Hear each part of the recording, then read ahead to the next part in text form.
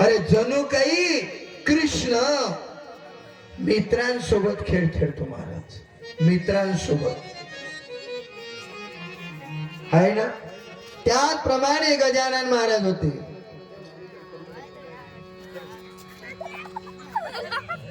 आता गजानन महाराज खेळू लागले.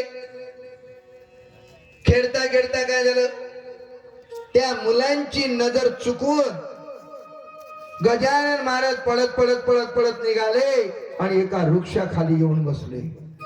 आता मुलं खेळत होते. खेळता खेळता एक मुलगा म्हणतो, ए ए थांब थांब थांब, अरे आपले गजानन महाराज कुठे आहे. शब्द कोणता वापरला, आपले.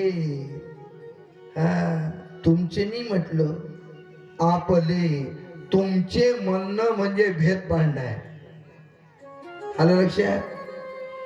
म्हणून म्हणतात ना, आपुला तो एक देव करुणी घ्यावा. त्याला आपलं शिकेलं पाहिजे.